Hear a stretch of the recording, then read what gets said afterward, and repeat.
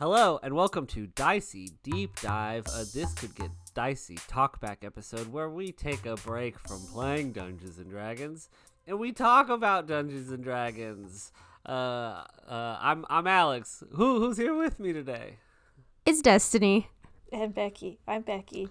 And we're all here today. We're gonna talk about inspiration in I guess like the TTRPG setting, the 5e setting, how we build stories, from characters to worlds to the trees on the cover of the land, the sky, the food, the whatever. I know that lots of different mediums and forms inspire us, and there's lots of different settings that we can come up with. And I just wanted to get us started with, I don't know if this is too crazy of a question, but I've been thinking a lot lately about like my immersion in media, especially in like fantasy settings. And where do y'all think y'all fall on the scale of like hard immersion, which is like, you're like, we're traveling to Glimchenspire to speak with Frumschensliff, or like, hi, my name is Carl and I own a dragon. Like where do y'all feel on your like, where do you want your immersion to lie? I think when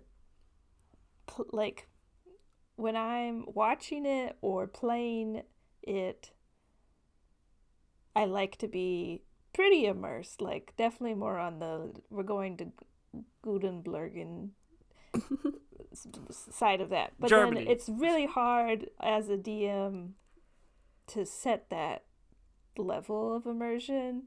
But I know I was actually thinking about the same thing today, Alex, because I was thinking about, I forgot, there was something that came up recently when we were recording the podcast in which, in my head, it was just not what I pictured at all. Like, I can do an example from like our home game when you were like talking about the town looking like Stars Hollow from Gilmore Girls, and I was like, taking me out of fantasy world into Stars Hollow of Gilmore Girls world.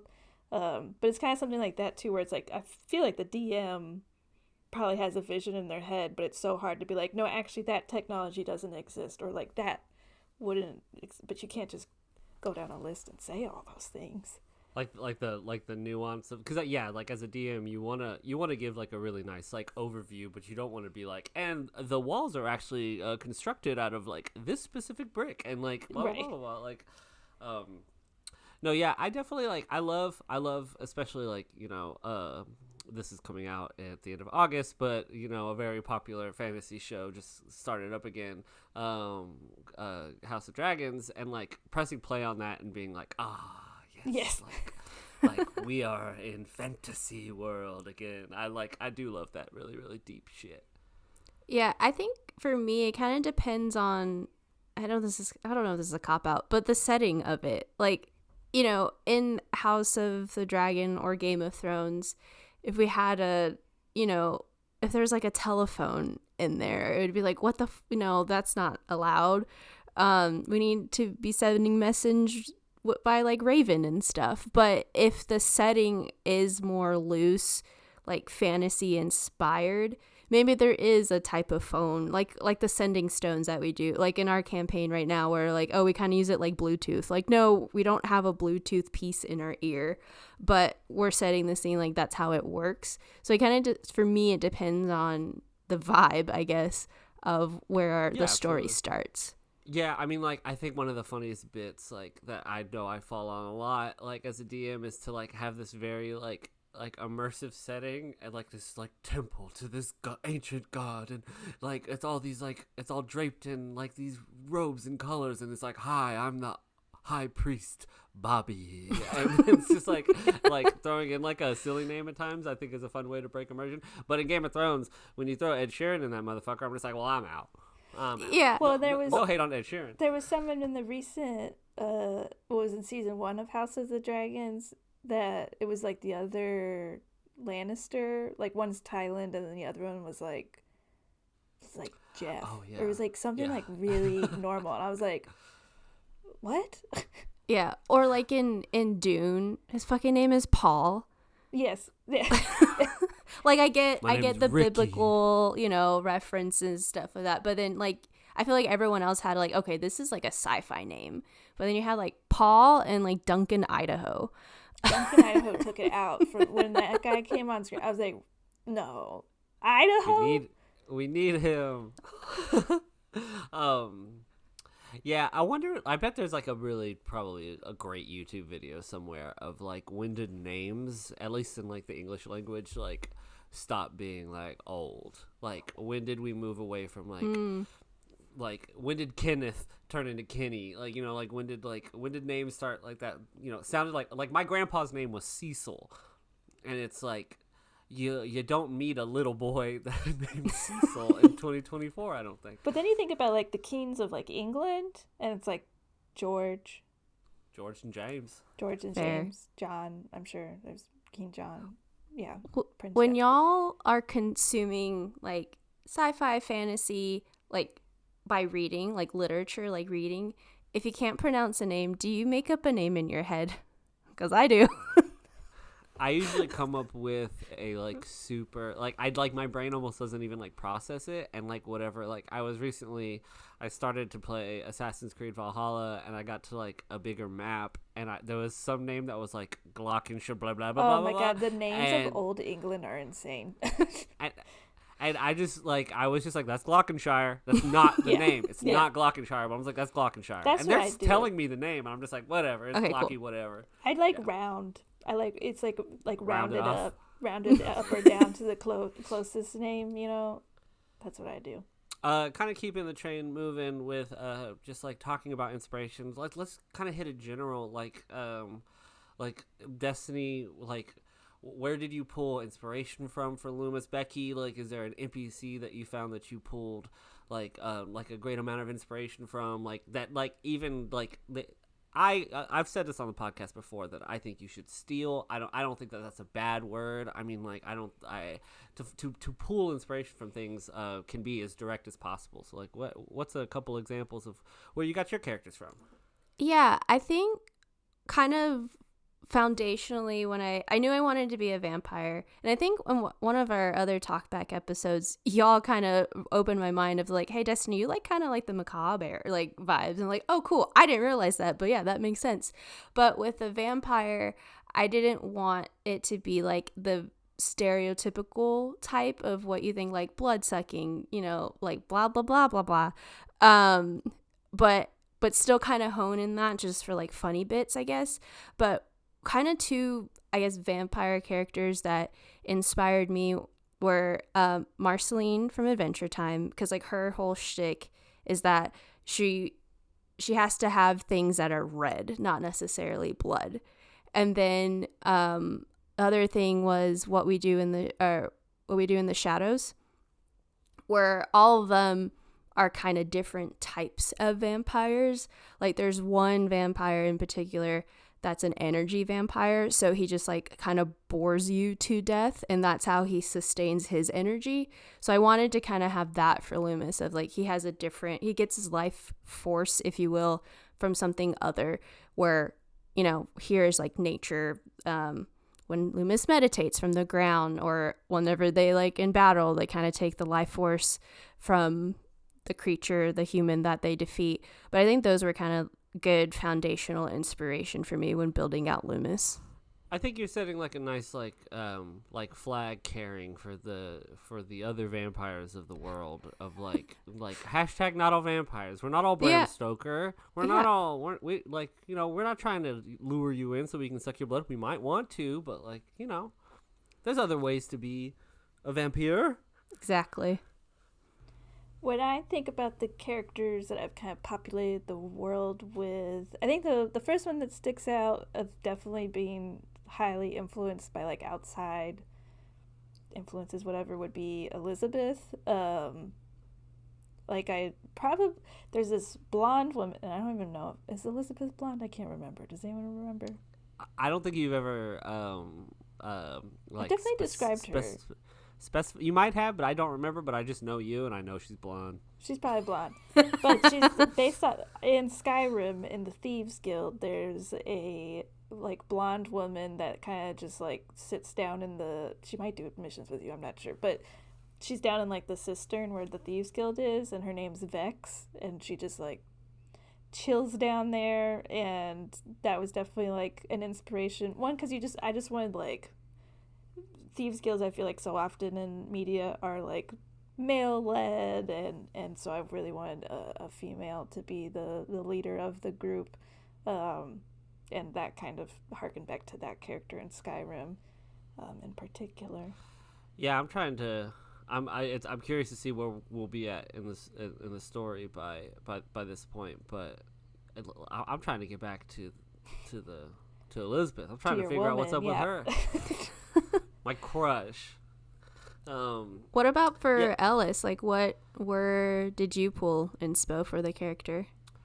After like we were like a couple episodes in, when I realized that Ellis is kind of like a direct kind of sequel to another character I played in a very short-lived campaign that Becky and Kenny was in, DM'd by our friend Augie, where I think. Oh, I wasn't in that one. No, that one. Becky, you weren't in that one. Kenny would remember this, but I think in D&D, in a lot of D&D media and a lot of just like fantasy media in general, like I love a trope. I actually have questions about favorite tropes later, but like what I'm like, they're the tropes that we always get tired of in main characters, and I think one for me is like the tragic backstory trope that like. Not that I don't love it, I do love it, but I think when I first created that character, I was like, I want to just make like, I always feel like the side character, the supporting character is just always just like, I'm just happy to be here and I'm happy to be included. It's like, what if they're the main character? Like, what if they're like one of like the people in charge and they're like legit just like happy to be involved, happy to have something to do, and like instead of trying to fix problems of their past, like learn about the problems like of their future, and move forward. And we were like 10 episodes in, I think, and I was like mid talking. I was like, oh, I've kind of already played Ellis before in a test run of a mini campaign.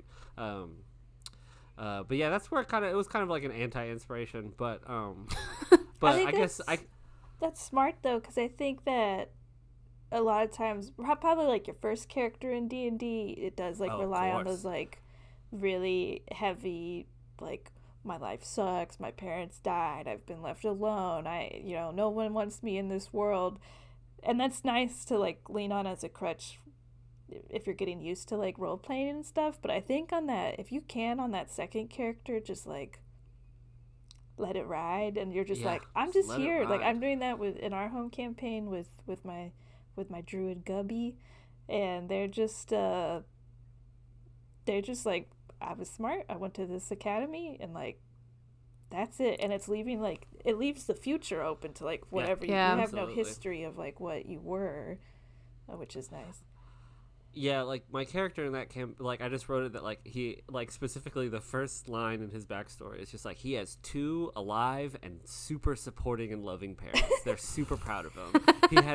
He had 8 brothers, like they were onion farmers, and the whole family was stoked to be onion farmers. Like they loved it. And my character was just like, I like want to be a rogue. Like just like I just want to go out there and be a rogue. And they were like, of course, just be safe and like come visit us sometimes. And it was like okay. And like we visited my family at one point in the campaign, and I was just like, there's no story here. Like there's just like, they're just happy to see me. We're gonna eat a good meal of some onions and get a long rest, and we're gonna head back out on the road. Moving forward a little bit, kind of like sticking on that trope topic, what are y'all's like in I especially think in media nowadays, like we're seeing a lot of instances of things like people and creators like breaking the mold, but what are examples of maybe some tropes, some hard standby tropes that you're just like, I love that shit? Or, I mean, I'm sure we can go on and on about the things we fucking hate in these settings, but try maybe stick it on the positive side. Like what are some positive things that we love? I love a shape changer assassin. Oh, okay. Which let's start off strong, right? Like with Raya in the campaign, like thinking about Arya and the Faceless God. Is it Faceless God from Game of Thrones? Faceless Men. Faceless Men. Faceless Men. That group.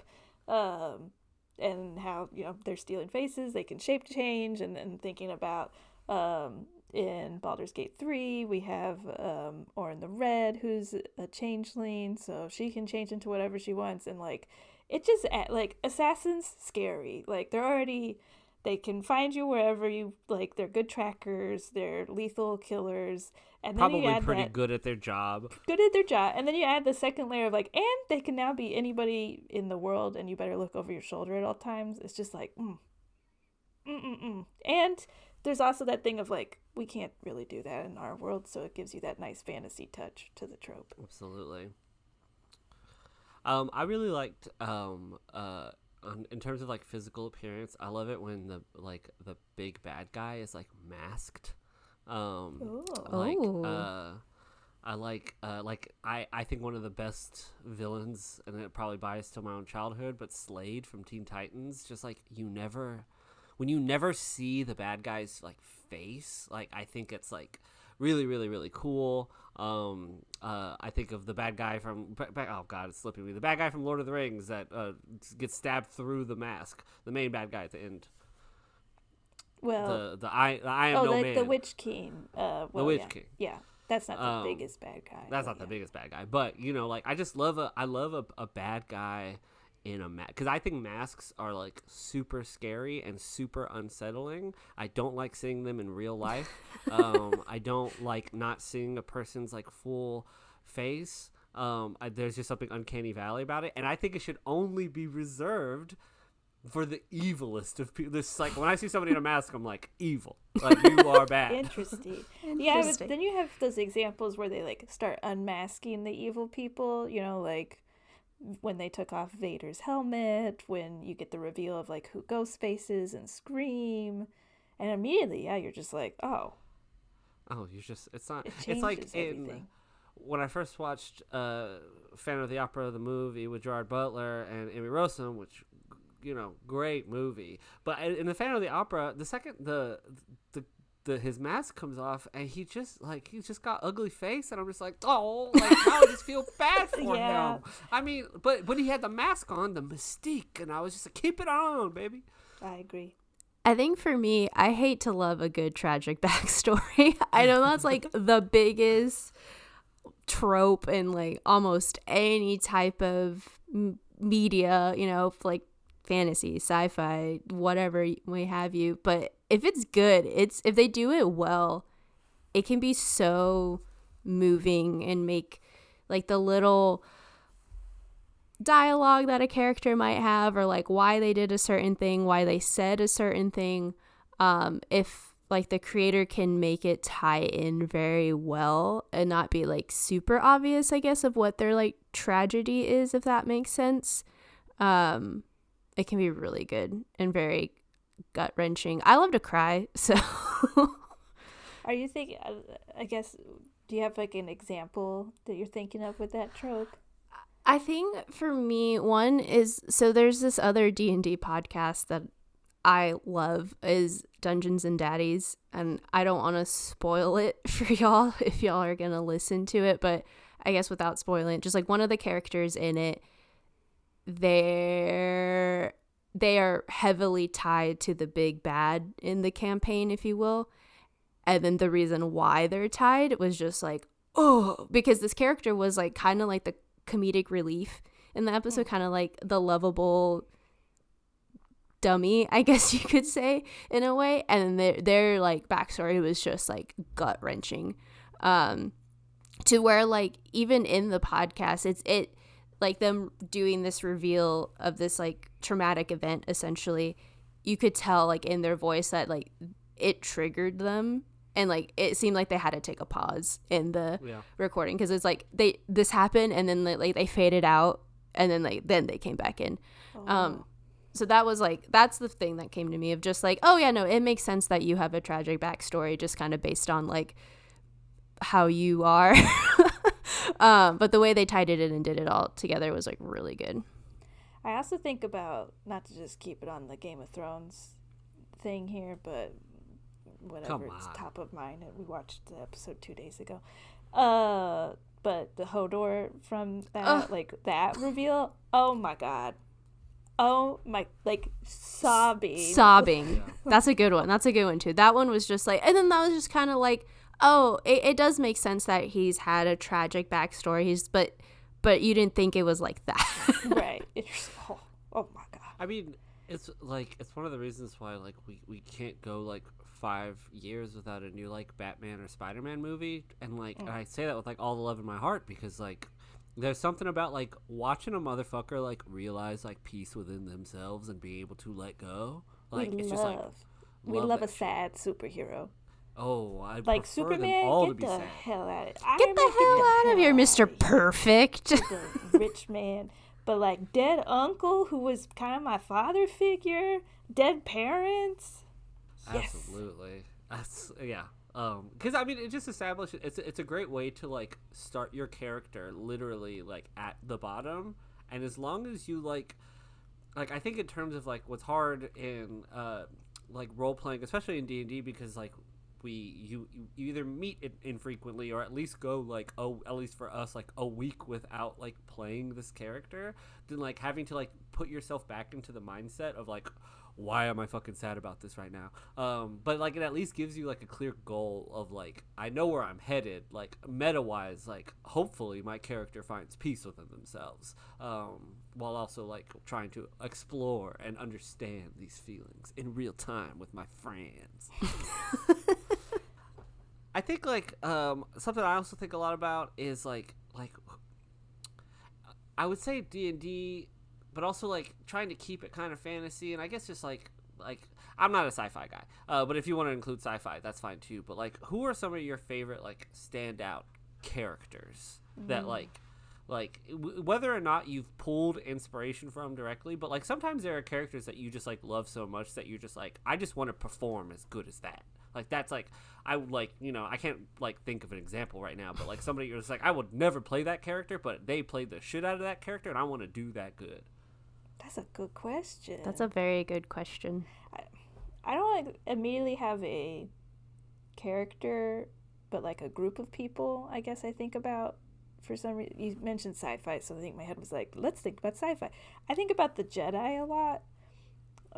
Just like them in general, like all of them, because each individual has like a different path, obviously, but and I do not perfectly know Star Wars lore at all, but I think they have this complexity of like, in theory they are so good, and in theory like if people followed their ideals perfectly, like they could really be saviors of the universe and all of that, and like protectors of good, but because they're like in that though, that's so flawed of thinking that like people don't have emotions and will be able to like not know information and be okay with that, and you know, all these things that like they forget about the human condition of it. It's just I don't know, it feels like a good thing to reference. I think with Star Wars, like it's a lore that like things with such deep lore like intimidate me so much, but like with Star Wars especially, once you like learn about another Jedi that's just like not in a movie, like you're just like, oh, like they're all like such these unique people trying to like battle with their own like weight of like what they must do and what they feel like they shouldn't. Oh gosh, Star Wars rules. Yeah, I love Star Wars, and I honestly think like, to me, like Knights of the Old Republic was like one of the best Star Wars to kind of like really get to like really start to understand like the concepts of Star Wars, because sorry if we get haters from this or whatever, but like the main 9 movies are like, these 3 tell a story, these 3 tell the same exact story but a little different, and then these 3 tell the exact same story but also a little different. You know, it's like we have the same tropes being filled in each one, and it's the same arc and stuff.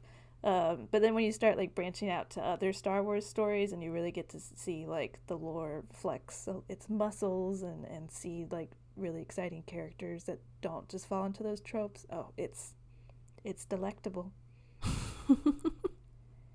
I'm trying to think of one as well, like a character group of. That's a really hard question. That's a really good question. I think like people that I kind of like always like fall in love with is like the supporting comic relief characters of the world. You know, like in the D&D podcast media, like Scanlan Shorthalt is great. Taco the Wizard. The Tyrians of the world. Like, the people with, like, on first glance, like, are presented as, like, oh, these people are, like, silly or dumb, or, like, people don't take them seriously. And, like, watching them, like, rise to whether other people, like, see their importance, or they realize, again, like, that importance within themselves. Like, watching the funny guy, like, go through something. I've always, like, related really, really hard to that, and, like, appreciate those characters. And usually those characters are kind of the tropiest. They have the same exact stories, but hey, they work on me every time. They work. It's a trope for a reason, you know? Yeah. You got something, Destiny? I'm trying to think of, I think, like, I don't even know if this is like an answer to your question, but, like, I feel like this happens in more, I guess, modern anime, which I can talk about anime for a while. But in the sense of, like, the characters or group of characters that are already strong, where, like, I feel like, you know, watching Dragon Ball for the first time, it's like, it's always about becoming the strongest that you can become. Like, that's a whole trope, but there's a whole, like, genre of anime where it's just like, that is the bit. You have a character and then you watch them get stronger. But I feel like in more recent ones, there's a lot where it's just like, no, these people are fucking strong. Like, they're the strongest that they are. And now it's them navigating the world knowing that, like, how strong they are compared to it. Like, there's, I don't know if any of y'all seen it, but One Punch Man. Like, oh, yeah. His thing is just like, it's like, oh, there's a big bad, he punches him and then he defeats it. So it's him navigating this world of, like, I am the strongest.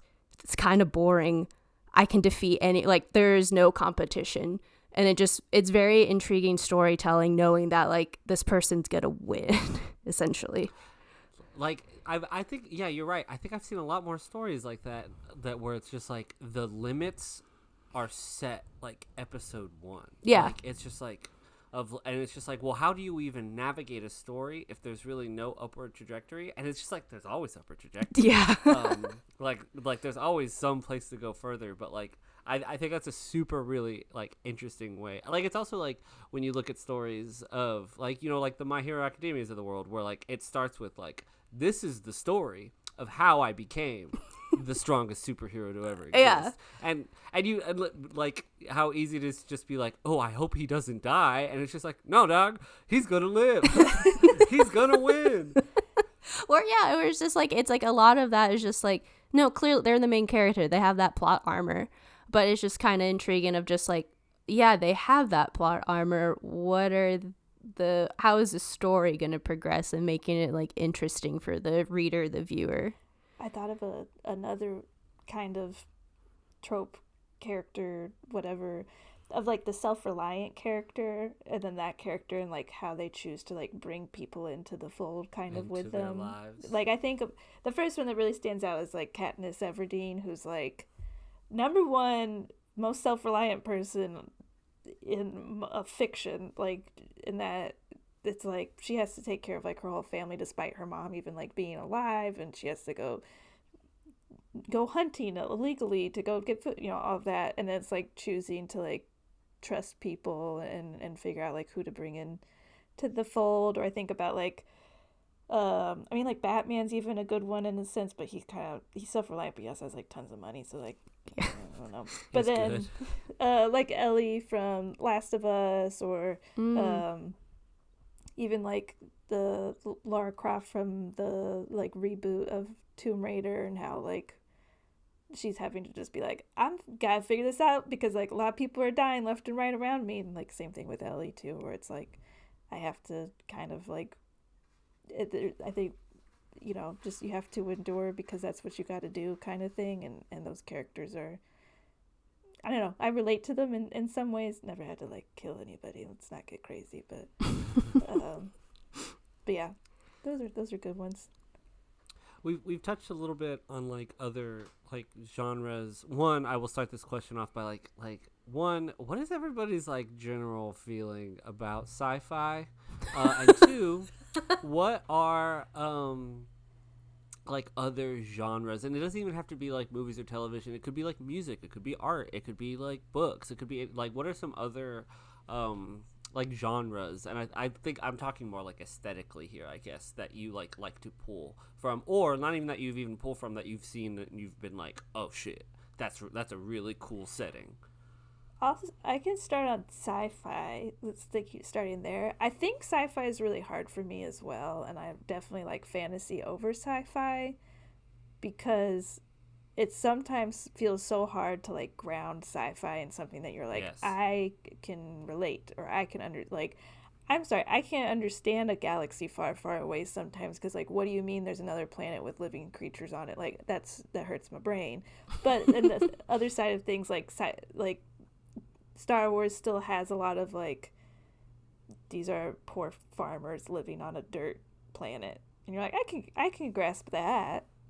Yeah. Versus like, as much as I love the Alien franchise and I like Prometheus, like the concept of like this big alien coming down and drinking this weird goop, and then he bursts into a bunch of things, and you're like, what is happening? That gets a little funky.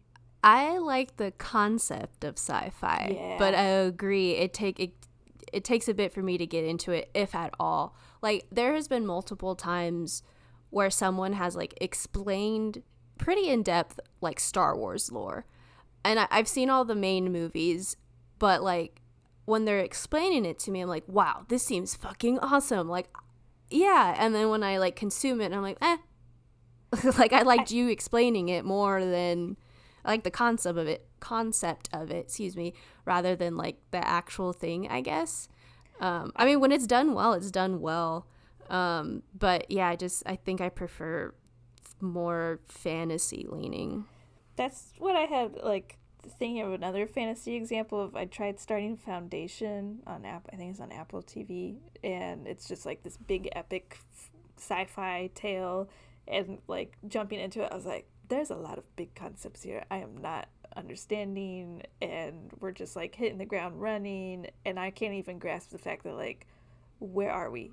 Like, I think with sci-fi, like when the second it starts getting like too heavy, like for like the I feel like sci-fi is a genre where it's just like humanity like doesn't even fucking matter, and I'm just like, okay, well, like you know, your neon evangelions of the world, and like I feel like a lot of sci-fi anime is like really hard for me to watch. Like the Same. second there's a motherfucker in like a tube, and there's a bunch of like cords connected to them, and they're like I'm just like, I don't want to watch, like aesthetically, like not me. I think when it comes to like why I guess I lean more towards like Star Wars is like they have blue sticks, and like there's colors, and it's like bright, and there's bad guys and there's good guys. Well, it's like it's like fantasy adjacent, because like lightsaber, sword, okay, I can understand that, and like blaster is like kind of like, I feel like a slow shooting gun instead of like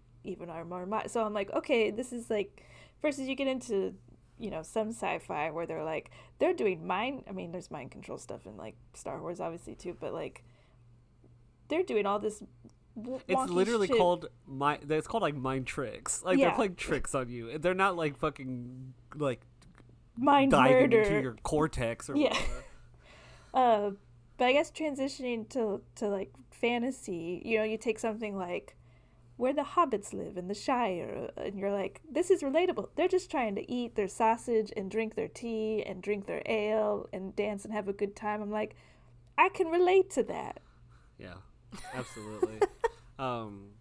It's like in watching, like, you know, like Dune, which is obviously like a fabulous film and like really, really cool, but like the second I watch it, like I feel like so much of sci-fi is based in worlds that I don't want to be in. Like, like I don't want to be there. You're telling me I have to wear this suit that will then vaporize my sweat into liquid that I can drink. I pee myself and then you do it for. I don't want to do that. I want to hang out with Frodo. Do you feel that, like, not to get existential in here, but do you feel that part of that is because, like, for me, like, fantasy is like past, like, oh, what a world that people like might have lived in the past, and like sci-fi is like, what if we become this? What if this is it? I don't want to become that. Yeah, and I don't want to do that. I want to go back. Yeah, definitely. Definitely a lot of that of like, oh wow, the olden days, they could have been like this. Yeah, although they definitely with their weren't. dragons. Yeah. So just kind of wrapping up here and winding down. Just kind of want to hit it with like just a last kind of general like. I know we've talked a lot, obviously, about just inspiration, but like we've named a lot of other sources of media and settings like that. But there's also like a wide range of different inspirations you could pull from, whether those be concepts of thought, like emotions and stuff like that, or other concrete things. So as we sort of like leave here, what are just kind of spitballing? What are just other things that like inspire you? Video game soundtracks has been a big one recently. Becky, I talked about it in the music episode. Mm-hmm. Becky knows her soundtracks. I do.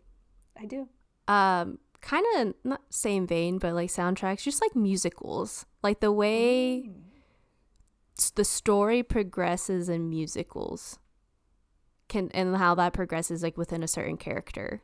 Interesting. Do you care to elaborate on that? It would be really funny if you said no, though.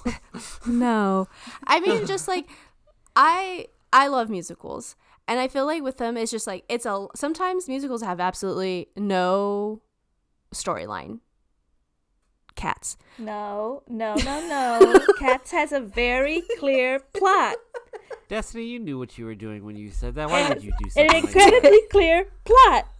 They're introducing themselves. I'm so sorry. You can cut. Chosen to go to the Heavenside lair and be reborn. They fucking tell you about that in a song.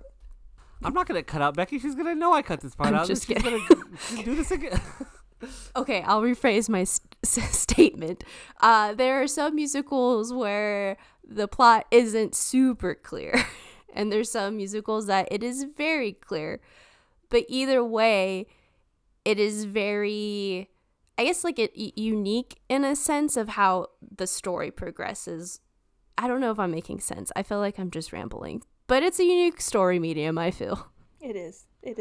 The 3-act structure is something that I was taught that should be completely dismantled and torn down after a few years of theater school. That like the 3-act structure is fucking stupid, and there are elements that are stupid about it. But the 3-act structure is a perfect structure. It's there's a reason why you get taught the triangle in writing class when you're in like the 3rd grade. It starts here, it goes up here, and then we resolutionize it. So yeah, I could see. Phantom of the Opera is a good ass musical. Also, just like the reprise of just like, hey, remember, this is what happened and this is what's coming. I'm just like, love that for me, because sometimes I forget.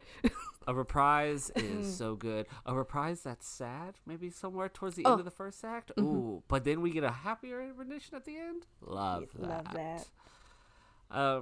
I think for me, and not to get all fucking wishy-washy or whatever, but I think something that inspires me a lot in terms of like character creation and RPing and stuff like that, and in the worlds that I create too, is just like obviously in Dungeons and Dragons there's a lot of conflict and there's a lot of death and murder and explosions and fireballs and stabbing and stuff like that, and like trying to balance that with just like joy, like characters that are joyful, NPCs that are joyful, worlds that are joyful, like because obviously like conflict is going to happen in these games. We're gonna have to kill somebody, but like I watching a lot, we've been rewatching Avatar: The Last Airbender, and like I love that show is filler like episode. There's something to be said about a beach episode. Beach episode. Absolutely. Just to experience some joy in a traumatic world is like even in in things like Game of Thrones or Lord of the Rings, some things that are super immersed. It's almost like when things are too immersive, there's part of my brain that's like, oh, they're not allowed to be funny right now. But then they'll say something that's funny, and I'm just like, oh, you found joy in this terrible existence. It's something I really like a lot, joy and humor. But y'all, I think that just about fucking does it for us on this episode of Dicey Deep Dive. Becky, Destiny, any final thoughts? Anything you want to leave the people with?